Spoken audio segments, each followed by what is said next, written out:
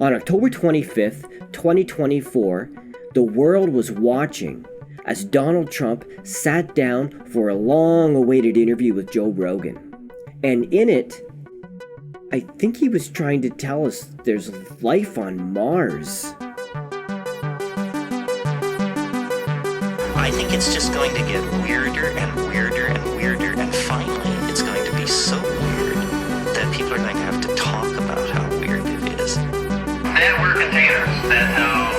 That's how supposedly the aliens look at us.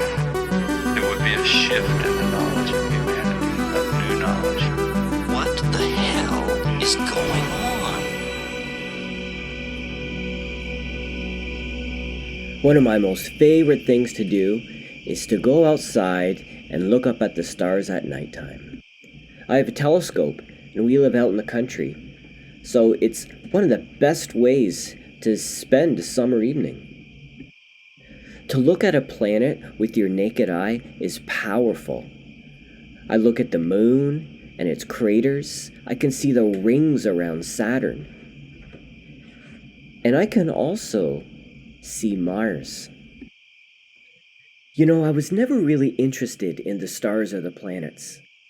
But a few years ago, I started watching guys on TikTok who have these high-powered telescopes looking at the moon and Saturn and Jupiter. And I started having a real desire to just really look at the planets, because I just wanted to see them for myself. So I went on to Amazon and I ordered an entry-level telescope for beginners, and I was blown away with how well I could see the planets. And so from there I started to read about space and the moon, and then I discovered Mars. There is a lot of information out there about Mars, and you know, there is a lot of strange information about Mars. And it all started about 130 years ago with a guy named Percival Lowell. You see, he was from one of the most wealthy and influential families in America. Obviously, the Lowell family. They've had everything from poets to industrialists and even presidents in that family. So he was highly educated. He excelled and studied mathematics. And you see, when you're in the Lowell family, you're expected to have a high-ranking place in society. So he became a diplomat. He spent a bunch of time in Asia, in Korea, and a few years in Japan. He really liked Japan. He became fascinated with their culture, and he even wrote a few books, one talking about their religion. So he was a pretty deep guy.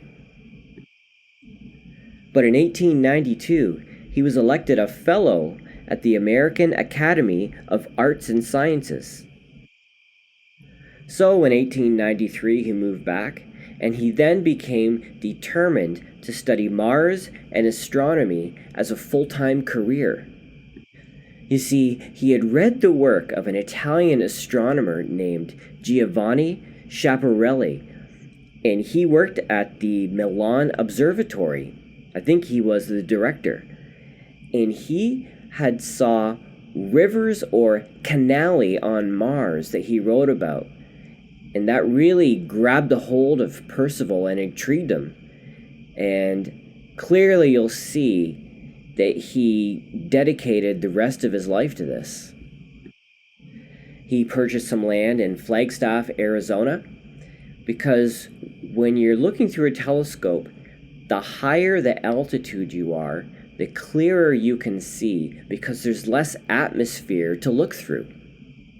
So this telescope he built at an altitude of 6,900 feet. When you're that high, you don't get that many cloudy nights, and there's no lights around there. And this was the first time that anyone had built a telescope at altitude or located it somewhere with the specific purpose of using the ground and location to see better into space. So this was not your average guy. I mean, how many people can go and buy land and dedicate the rest of their lives to studying astronomy and planets and build themselves their own telescope observatory, which happens to be the best one in the world? So this guy was quite the character. In order to understand how he may have been perceived back then, we should probably think of him as more of an Elon Musk type. You see, in the beginning, he just worked for his family's business. He ran a portion of their cotton empire, but he wasn't satisfied with that. He was a very curious guy, a deep thinker. He was a real personality, and he liked to interact with the public. So he gets his telescope up and running. It was called the Clark telescope, and he starts really looking at Mars. And he notices these canali, like Giovanni saw. But I think he thought they were actual riverbeds. But when Percival sees them, he thinks they're canals. Now this is around the same time as they're building the Panama Canal. So it would have been all the buzz. It's one of the wonders of the world of how they built it. So you can imagine that's fresh at the top of his mind. But he looks and he is sure that these are canals that are built. And he thinks they're to drain water from the polar ice caps to the center of the planet, where he deduces that there would be a dying civilization there. And he talked about this civilization and this whole idea. In fact, he wrote 3 books around it. He would lecture on it, write articles in the media about it, and you can imagine a guy of his stature in society really pushing this idea. Now, the science community wasn't buying it. And as they built their own telescopes and eventually got bigger ones than his, they said there isn't anything there. But Percival never let up on the idea until his dying day. Now, he had discovered a lot of other stuff with his telescope that were correct. So it's not that he didn't know what he was doing. But I have a theory for why he could see these canals and nobody else could. Now, nowadays, they think that he was seeing the veins in the back of his eyeball as he was looking through the telescope with the way he would use it. But I don't know about that. I mean, if other people were looking through that telescope and not seeing what he saw, why could he see his veins and they couldn't see theirs? There may be something I'm missing on that, but that just seems logical to me.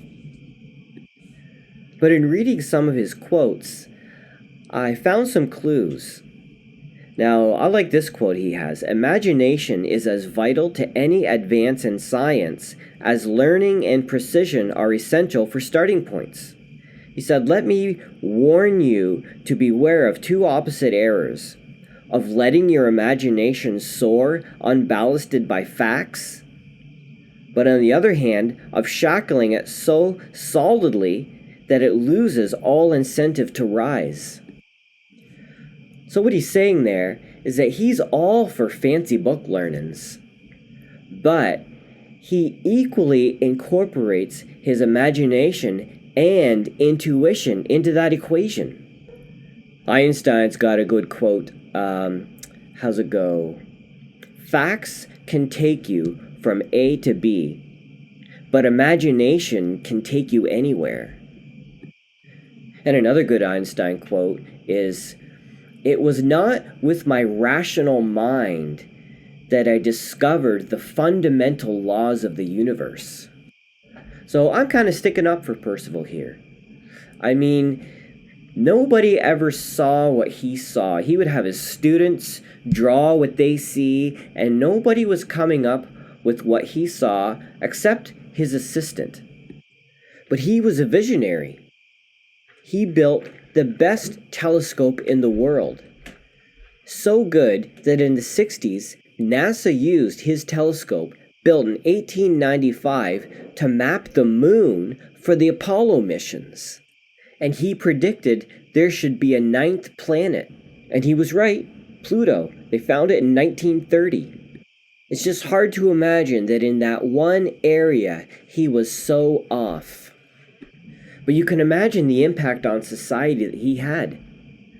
With all the buzz he would have created around his theory, it became a part of pop culture. That's where we get the book from H.G. Wells, War of the Worlds. That's where the term Martian came from. Martians are coming. You think of Looney Tunes, Marvin the Martian. Pardon me again, Doc, but just what did you mean by that crack about the Earth being gone? Oh, I'm going to blow it up. It obstructs my view of Venus. And from 1910 to 1940, there was a series called John Carter of Mars. That's about a Confederate soldier that walks through a time warp and ends up living on Mars.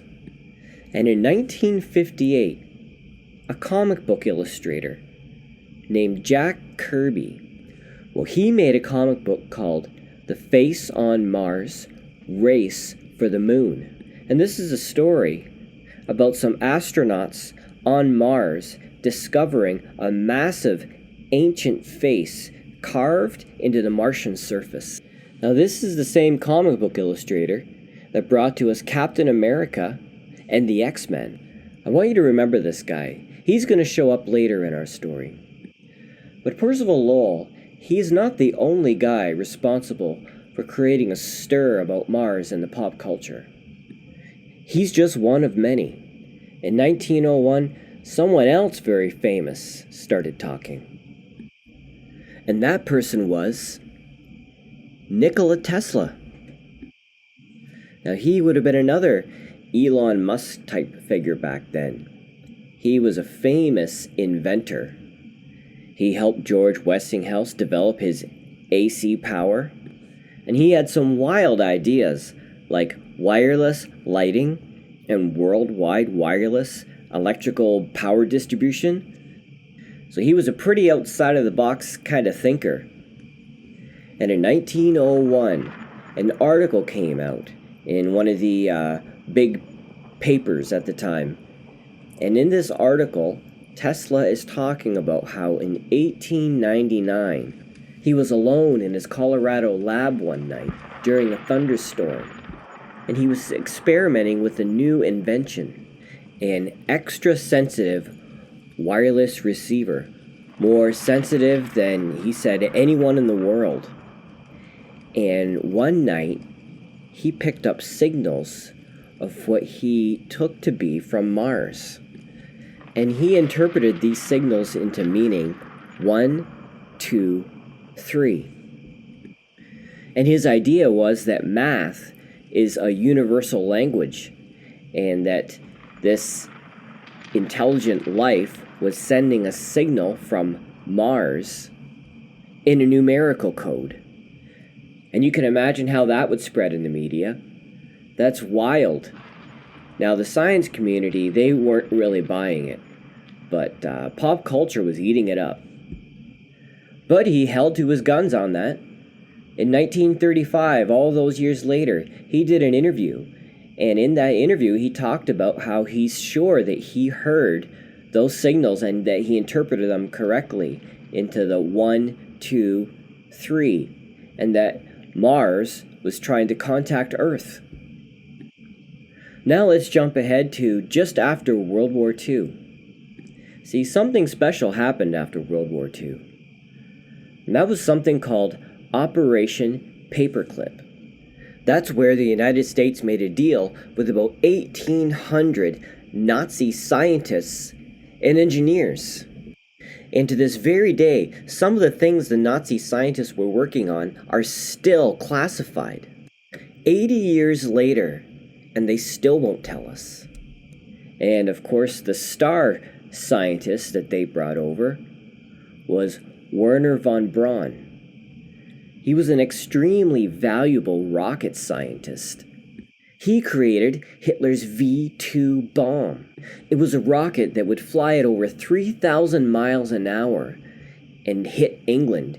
It killed over 9,000 people.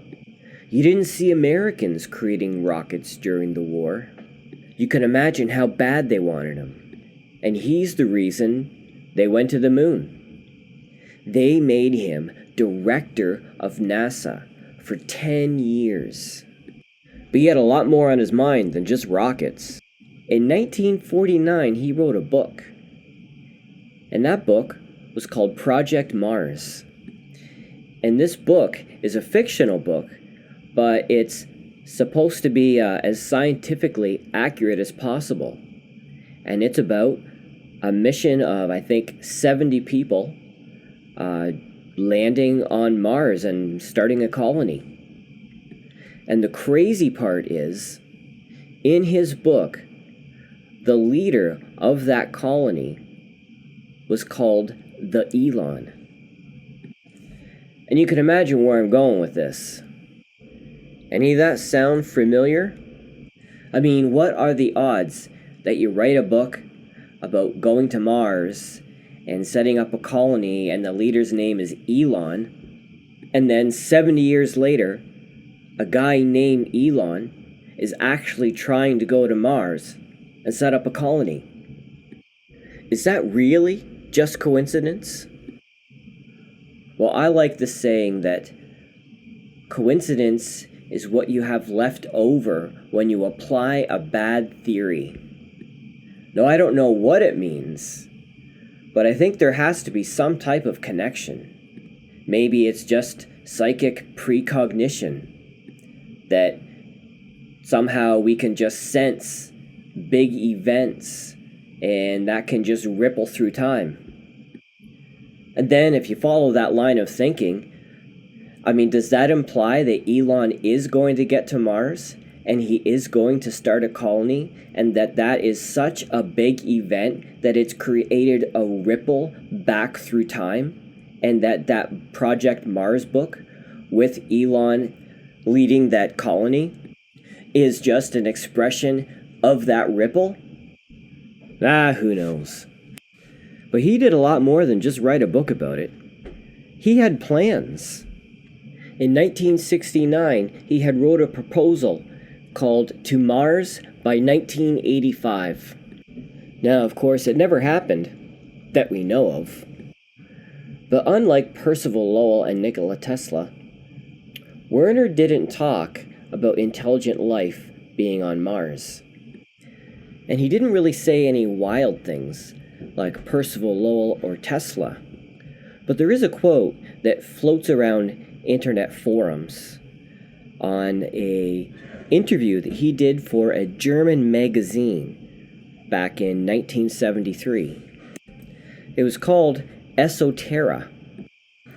And this is the quote: "The extraterrestrial powers do exist, and they are more powerful than previously thought. I'm not authorized to give you any more details on the issue."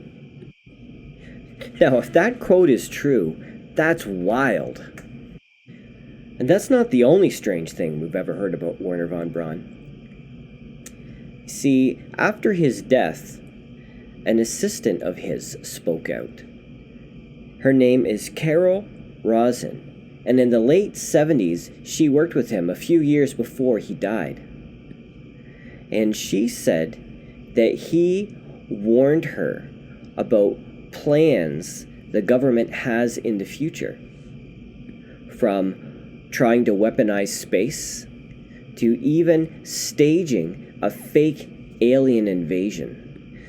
And she said that he stressed to her that the government, at some point in the future, will actually stage a fake alien invasion in a last-ditch attempt to gain control over society. And Carol was no slouch. She wasn't just making coffee for him. Probably didn't make coffee for him at all. Because she was an executive of an aerospace company, Fairchild Industries. That was where she worked with him. But that's not the only strange story about von Braun.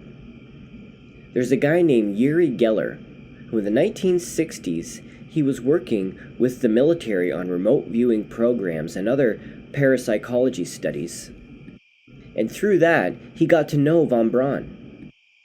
And I've heard him tell this story many times, that one day, Werner von Braun took him into the basement of a NASA facility they were at, and he showed him dead, preserved alien bodies.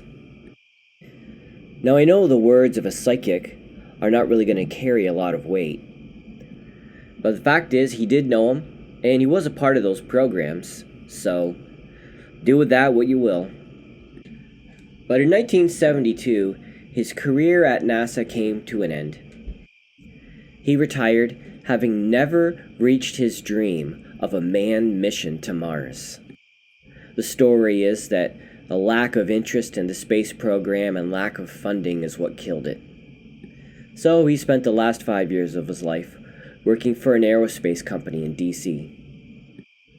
Now they may not have landed a manned mission on Mars, at least officially anyways, but they did send some probes there. They started sending probes in the mid-60s. But things really got interesting in 1976 with the Viking 1 and the Viking 2 probes. You see, these spacecraft came in two parts. One part was an orbiter designed to photograph the surface of Mars from orbit, and the other part was a lander designed to study the planet from the surface. Now this was a huge accomplishment. They spent about $1 billion on this program, which would be more like $6 billion today. This mission was designed to search for signs of life, and the cameras they had would have the ability to take the highest resolution pictures of Mars the world has ever seen. Finally, the moment the world would get to see if there's life on Mars. But if there was life on Mars, would they tell us? What about if there were the remains of an ancient civilization there? Would they tell us that either?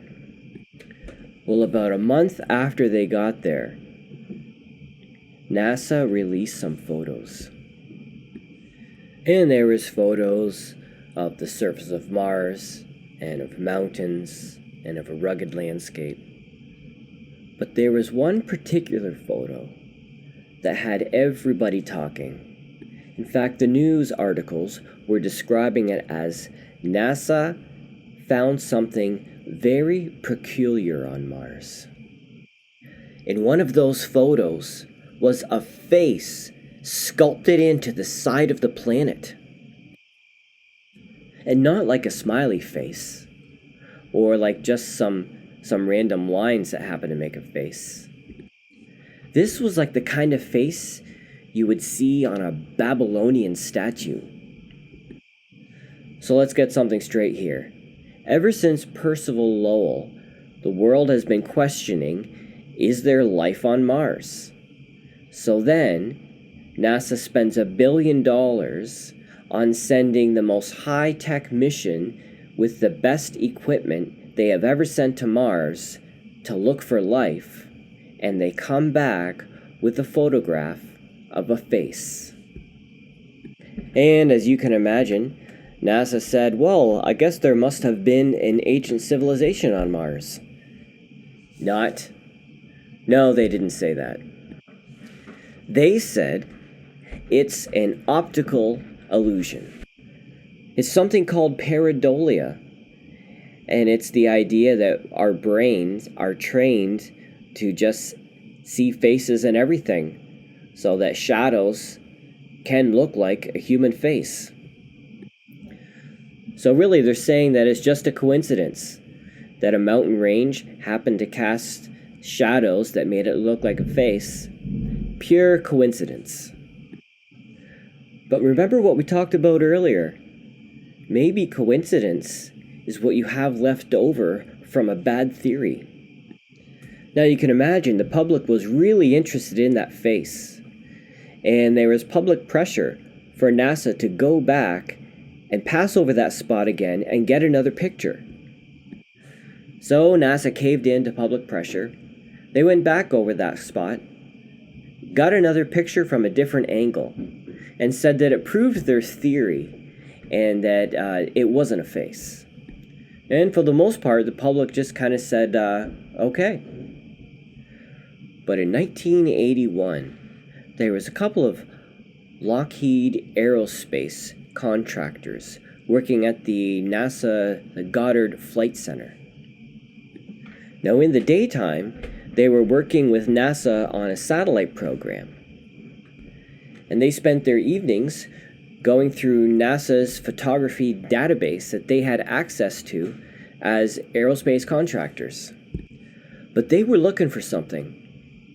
They were looking for that second picture that NASA took of the face on Mars a few years earlier. Remember when NASA, from public pressure, went back to take another picture of the face on Mars area?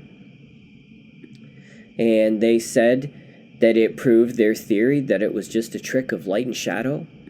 Well, they never released that second picture. And these two contractors wanted to just see it for themselves.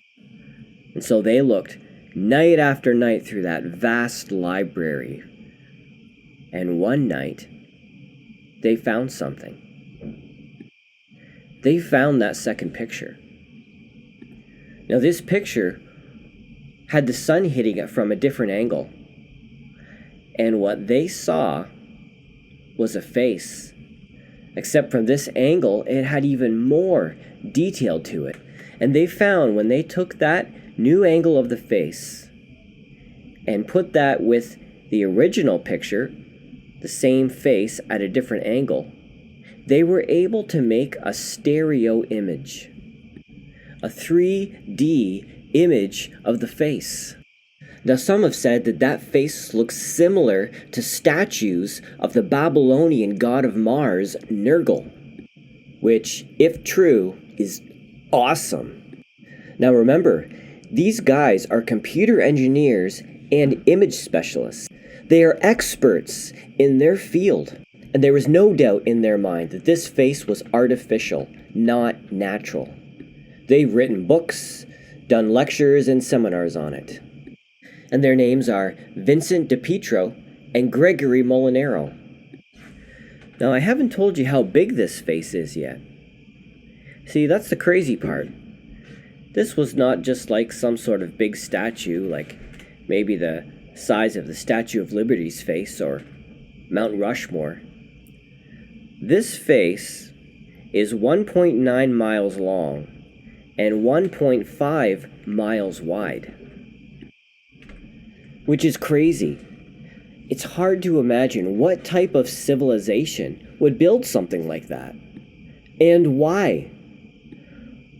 Why would a civilization make a face that could only be seen from space? Makes you wonder, who did they make it for? You can only assume it would have been made for a space-faring civilization to see it. Now, do you remember that guy I was talking about earlier, Jack Kirby, the comic book artist, who in 1958 created the comic book called The Face on Mars? Now, is that just another coincidence? Or is that just another example of how huge events in our time stream ripple backwards and forwards in time, and that Jack Kirby's comic book was the same type of ripple that Werner von Braun had in his Project Mars when he named the leader of the Mars colony the Elon. Maybe 1,000 years from now, when they look back on history, they'll see that monumental event when NASA saw the face on Mars. Even though, as of this date, they still just say it's a trick of light and shadows. Maybe history will see that as a monumental moment, like a threshold in time that we stepped over, into a new era. No matter what your thoughts are on that, I think we can all agree it's pretty bizarre. Now, NASA has yet to admit that that's actually a face, but over the years, there's a growing number of scientists and image specialists and researchers who all agree that the evidence is clear that the face on Mars is real, and there is not only that, there is all kinds of pictures of pyramids and ancient structures. But now let's look at some more powerful, influential characters who have something to say about Mars. How about a modern day one? Everybody knows Elon. He's a guy who's from another very powerful and influential family. His dad is a South African emerald miner. And of course, everybody knows that Elon created PayPal in the 90s, sold it for $100 or $200 million, and used all of that money to start building rockets because he wants to go into space and eventually get to Mars. The whole reason he says he started Tesla is just to create the ability to fund his mission to Mars project. Now, unlike Lowell and Tesla, Elon does not talk at all about there being any life on Mars. And he seems pretty uncurious about it. But Elon is different from those other guys. He's not talking about wild theories with questionable evidence. He actually wants to get there. He's built the rockets, he's built the Starship, and he's not waiting for a government to give him permission. He's trying to raise his own money. I mean, I guess actions speak louder than words. And his action is he wants to get there. But I've always just wondered about his motive. Why? He says in order for the human species to survive, that we have to become interplanetary. That's, I guess, his motivation. But I've just always wondered, what does he know that we don't? Sometimes it makes me a little nervous. Now, he has made a number of cryptic or joking tweets over the years, depends how you look at it, about how he's trying to get back to his home planet. In one tweet, he was flirting with Mars. But one of his more recent tweets says, "My plan is to use the money to get humanity to Mars and preserve the light of consciousness." So getting to Mars will preserve humanity. That's a little unnerving. But a few weeks ago at Trump's inauguration, Trump said by 2028, they're gonna land on Mars and plant the American flag. For the first time, of course. Or is it? Because there's a guy named Hayem Ashed, and he ran Israel's space security program for 30 years. And he's been called the father of the Israeli space program. Well, in 2020, he wrote a book called The Universe Beyond the Horizon, Conversations with Professor Hayem Ashed. And in this book, he makes some wild claims. Some of these are stories about how aliens have intervened to prevent nuclear disasters. That's a pattern I've seen over and over again.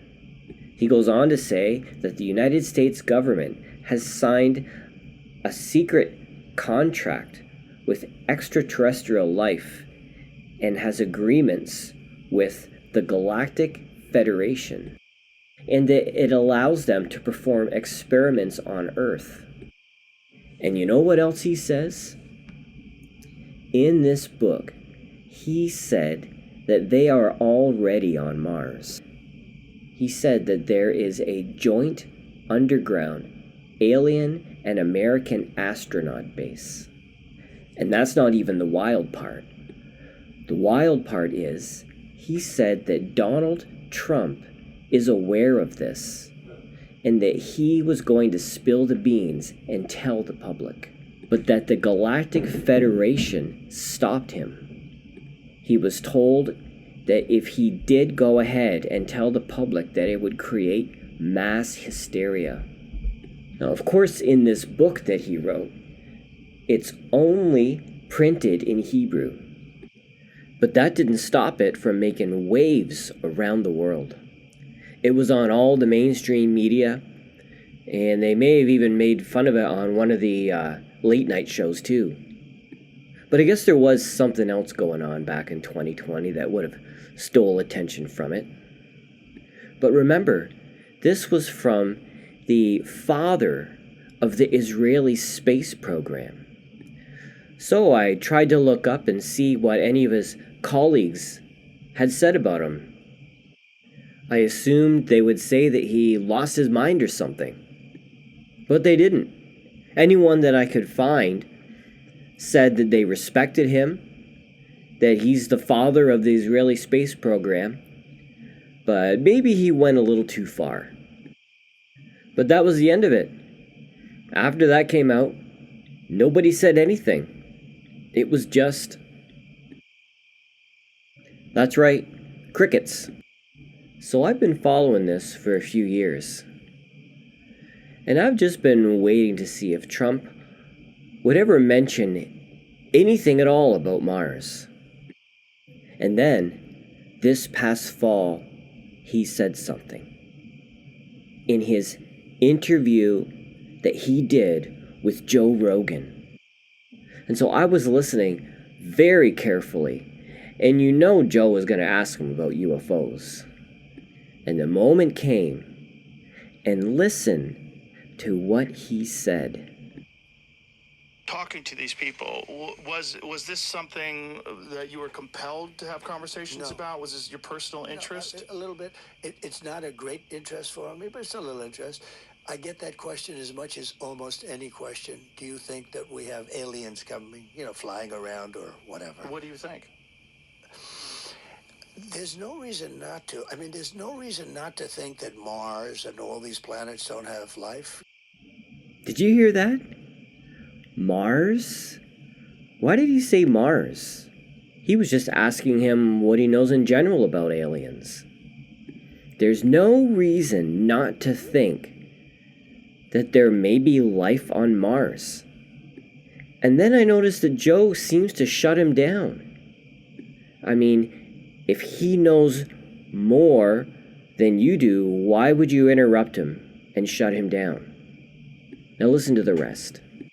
Because Mars, we've had probes there and rovers, and I don't think there's any life there. Well, maybe it's life that we don't know, but maybe there was life there at one point in time. This is the speculation about Mars, that Mars had an atmosphere at one point in time, a long time ago, that could support life. It also had large bodies of water, but we've had no evidence of even bacterial life that exists on Mars. But the universe is pretty vast. It's not been a big thing for me. I can't believe it.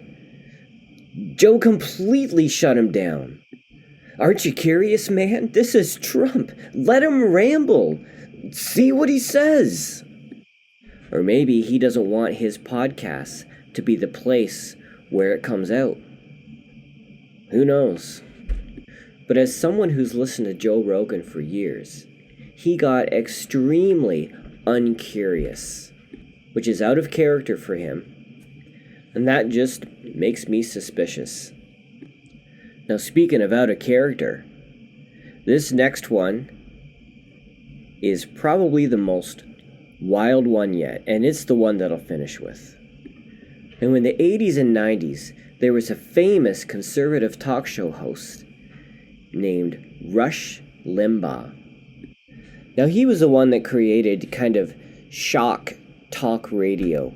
He was kind of like a political pundit, and I think the story is that he wasn't doing the greatest in his ratings, so he ended up spicing things up and basically kind of acting like a jerk.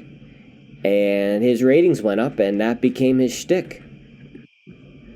Now, Rush hated the government. He was always complaining about the government, especially the Democrats. He had a real bone to pick with climate change, as you can imagine. And he said a lot of crazy, wild stuff over the years that would make waves in the media.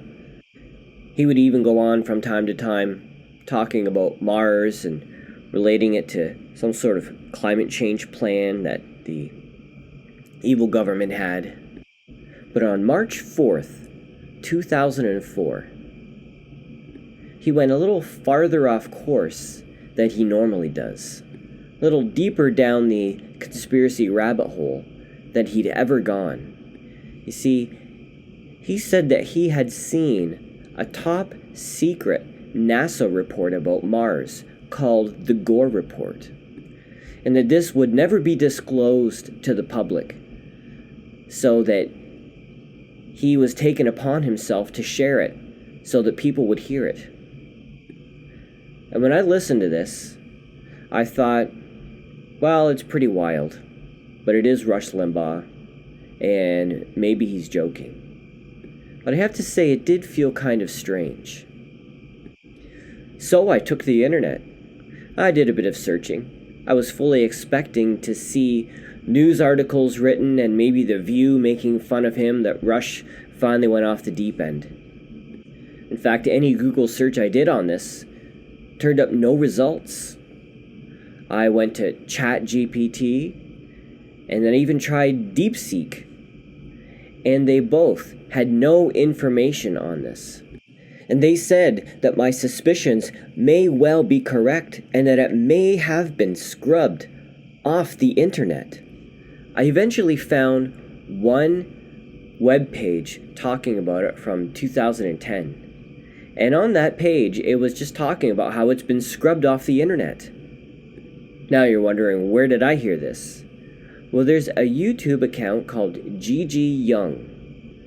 She's made a bunch of excellent videos on Mars. And she had this in one of them. And she said that 3 days after that show aired, it was deleted.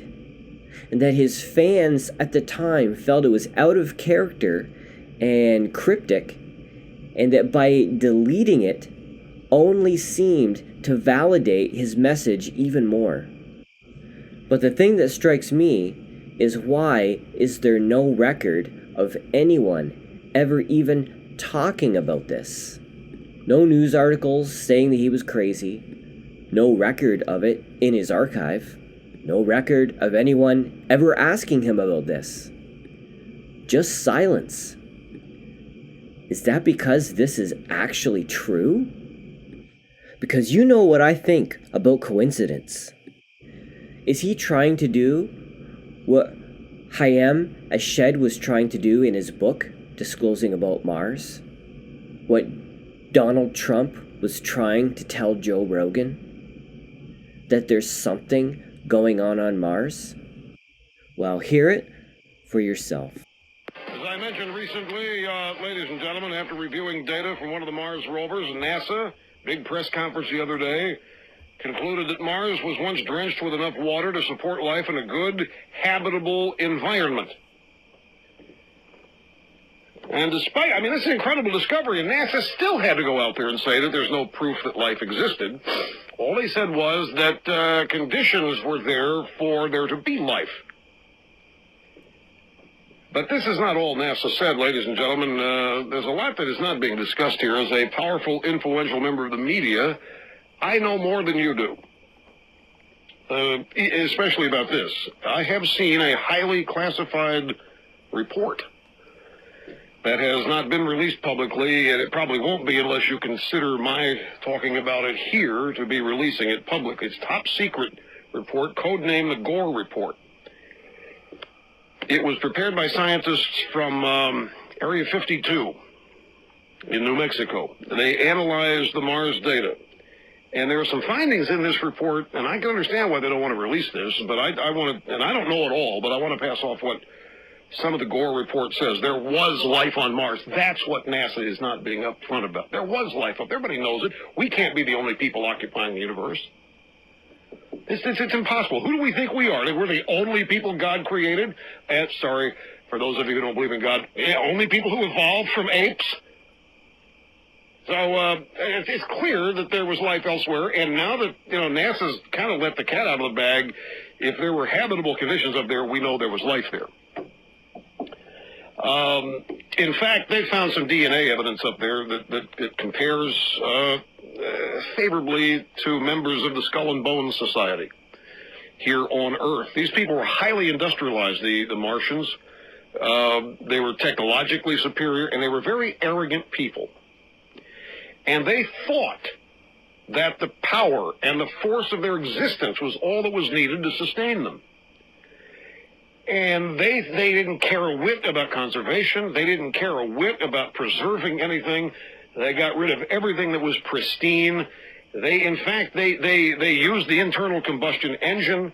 They were globalists. They got rid of all the countries on that planet, and they had just one giant society, and the powerful, rich just absorbed everything they needed from the best parts of the planet, used it for themselves, and everybody basically suffered until everybody died out, because what happened was there were no checks and balances. Probably, I don't know this, there probably wasn't any campaign finance reform to restrict the corruption in their elective circumstances there. And so special interest groups and multinationals who escape taxes by forming offshore accounts. There's no coincidence in the fact that they found water, lots of water, where the habitable conditions were, because it dovetails with what's in the report about some of these multinationals abandoning their own countries and locating offshore for all of the nefarious reasons. They had rainforests. You're not hearing about this. They had ancient rainforests. They had jungles. They had so much oil and gas. They had reserves out the wazoo. In fact, one of the things they found on Mars is that there are still, it's possible that there's still some there, tiny little amounts. But it's clear. I mean, you saw the pictures from Mars. I saw the skeletons. At least I saw the fossils of the skeletons. There were people there, or there were beings there. But it looked like Pompeii. They looked like these people all died huddled together, and they were just swarmed in an instant. They were one day there and then gone. So many people living close together, it has to have been the result of urban sprawl. Nobody had any space, nobody had any room, and you could tell it. I saw it from the pictures that they released. It's clear, ladies and gentlemen, Mars was once it was once the jewel of the solar system, and it was raped. Mars was raped. This is what NASA knows. This is what the Gore report says. Mars was raped by robber barons. Capitalism, dependence on combustible engines led to global warming. The ecosystem that sustained everybody was destroyed. That's why the water they found is at the equator area. The ice caps melted. Exactly what's happening here, folks. Exactly what's happening here. These people were advanced. Not everybody on Mars died. This is what's fascinating about this report. Not everybody on Mars died. Some were able to flee. Some were able to get off the planet. This is what they can't afford to release. UFOs, yep. All these sightings, all of these blinking lights, all these unexplained things, they're real. That's why they're calling this Area 52. Those are Martians escaping the destruction. I think it goes way back, before we were alive. And these UFOs have been happening all over. It may well be that the bright star that guided the three wise men was a UFO. Tax cuts absolutely were a factor. That's what the offshore thing was all about. Yeah, of course tax cuts were a factor. But the elites got off. The elites were able to travel in space. The elite, there weren't very many of them, but they were able to get off. They fled the planet in time. The stunning thing about the Mars report, the Gore report, is that they're here. These people that destroyed Mars are here. They are on Earth, folks. They are in America. They work at Halliburton.